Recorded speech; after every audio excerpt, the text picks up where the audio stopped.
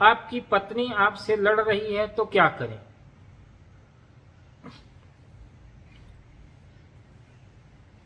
अक्सर देखा जाता है पारिवारिक दाम्पत्य जीवन में पत्नी और पति के विचारों में टकराहट होती है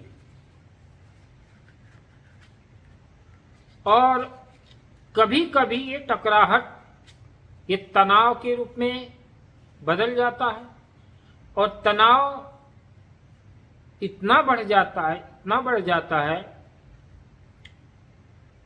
सोचते बनता विचारते बनता है। पति पत्नी के बीच में जो विवाद का मुख्य कारण होता है, पहला कारण होता है कि छोटी छोटी बातों को तुल देना। छोटी छोटी बातों का तुल का मतलब होता है कोई वस्तु कहां पर है, उस वस्तु का ठीक से रख रखाव न होना। अगर हम एक कुशल गृहिणी हैं तो पारिवारिक जीवन में चीजों को व्यवस्थित करना सीखना बहुत ही अनिवार्य होता है। दूसरी बात है छोटी छोटी बातें जो हम अपने पति से डिमांड करते हैं, यानी अपनी जरूरतों का डिमांड करते हैं, जरूरतों की पूर्ति करते हैं और पति की अपनी खुद की मजबूरी और उसकी भावनाओं को हम जब समझते नहीं कि वो किस मजबूरी में है, किस समस्या में है, और औरत सिर्फ अपनी जरूरत और अपनी आवश्यकता को ही महत्व देखती है और पति के भावनाओं, उसके विचार, उसकी मजबूरी, उसकी समस्याओं को महत्व नहीं देती है, तब यहां भयंकर रूप लेता है। भयंकर रूप विवाद का रूप लेता है। पारिवारिक जीवन में दोनों को समान एक दूसरे के भावनाओं को समझना होगा और जब कभी किसी भी बात को लेकर के मिसअंडरस्टैंडिंग होती हो, थोड़ी संदेह होती हो या दोनों के मन में संदेह है तो आपस में बैठकर बड़े प्यार से सॉल्यूशन लेना चाहिए। पति अगर बाहर से आता है तो हम उसको अपने घरेलू समस्याओं से उसकी दिमाग को डिस्टर्ब न करें। अगर कोई पति 8 घंटे 9 घंटे 10 घंटे नौकरी करके आ रहा हो तो आने के बाद में इतना तनाव में होता है, इतना विषाद में होता है, और जब हम घर की परिवार की समस्याओं को उसको बताते हैं तो उसका जो दिमाग का जो कैपेसिटी है वो बहुत ज्यादा बढ़ जाता है और उसके मुख से कुछ ऐसे शब्द निकलता है या वो बातें बोलता है जिसकी वजह से स्त्री को पसंद नहीं आती और यहां से शुरुआत हो जाती है वार्तालाप का। दूसरी बात है कि अगर किसी कारणवश पति तनावग्रस्त हो गया तो पत्नी को उस स्थान से कुछ समय के लिए अलग हो जाना चाहिए, दूर हो जाना चाहिए। दूर होने का मतलब घर से बाहर नहीं, दूर का मतलब उस बात को वहीं साइलेंट कर देना चाहिए, बात को वहीं बंद कर देना चाहिए और अपनी गलती स्वीकार कर लेना चाहिए कि हम जो बातें बोले हैं वो उचित समय नहीं।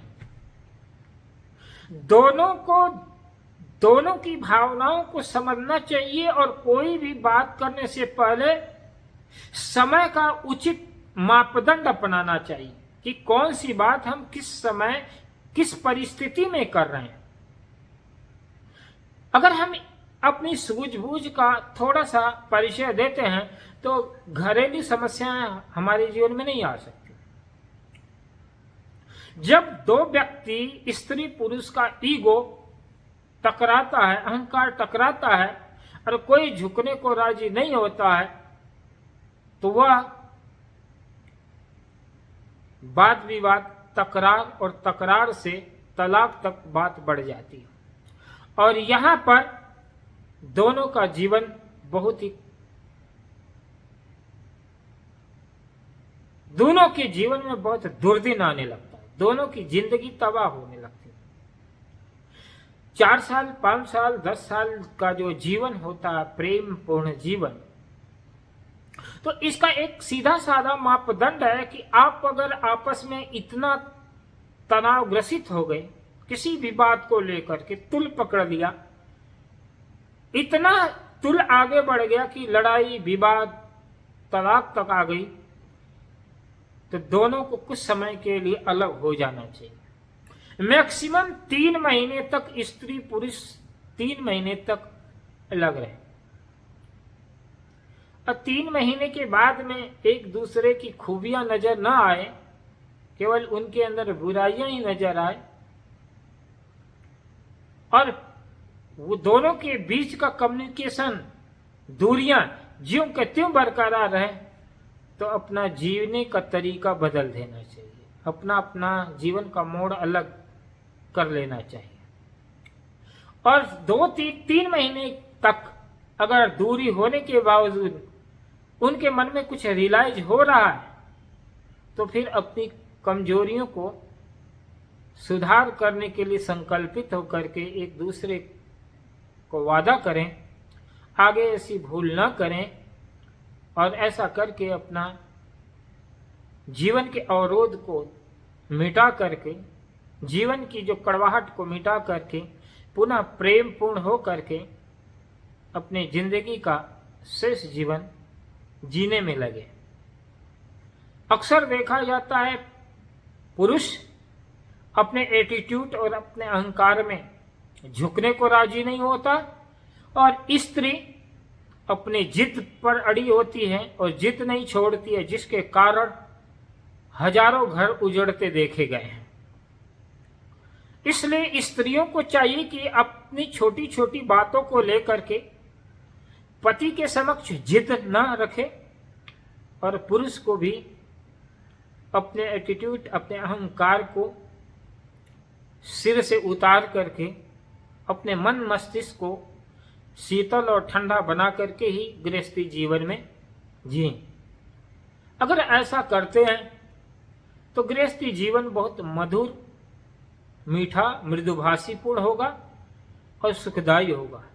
एक दूसरे के दुख दर्द, एक दूसरे की समस्याएं, एक दूसरे के पीड़ा, एक दूसरे की भावना, एक दूसरे के विचार को समझते हुए अगर हम जीते हैं तो हमारा गृहस्थी जीवन स्वर्ग के समान सुखदायी हो सकता है।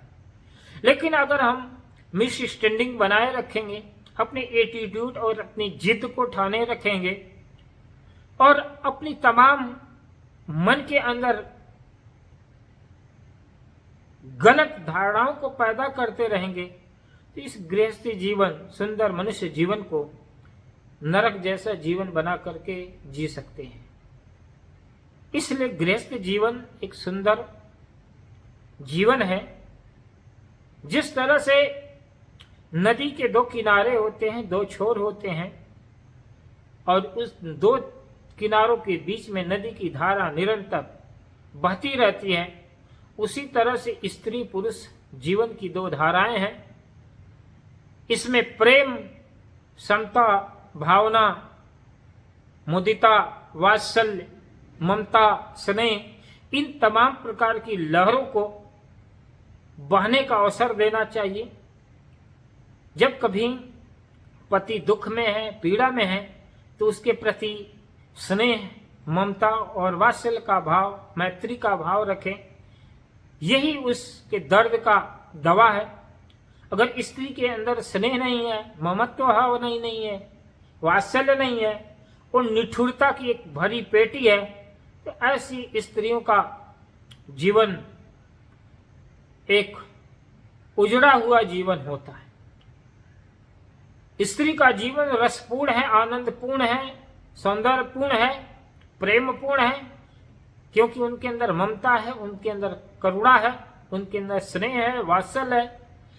इन्हीं गुणों से स्त्रियां सम्मानित हैं, इसी के लिए वो पूजित हैं। और इन गुणों को अगर तिलांजलि दे करके त्याग दिए फिर वह स्त्री स्त्री कहलाने के अधिकारी नहीं है। इसलिए समस्त स्त्री जाति को ममता, करुणा, वात्सल, स्नेह, मुदिता, मैत्री, ममत्व इन गुणों से गुणवान होना चाहिए। इन गुणों को धारण करना चाहिए अपने दैनिक जीवन, व्यवहारिक जीवन, सामाजिक जीवन में। इन गुणों पर ध्यान केंद्रित करके अपने परिवार के लोगों को इन भावनाओं से पूरित करना चाहिए, भरना चाहिए। जहां कहीं अवशेष या अभाव महसूस होता हो तो वहां इन भावनाओं को एक तरह से सरस मिठास प्रदान करके उनकी भावनाओं को, उनके घायल मन को, उनके दर्द भरे टीस को मिटाने में सहायक बने। यही एक स्त्री का बहुत बड़ा समर्पण है। और इसी समर्पण से सारी दुनिया को झुका सकती हैं।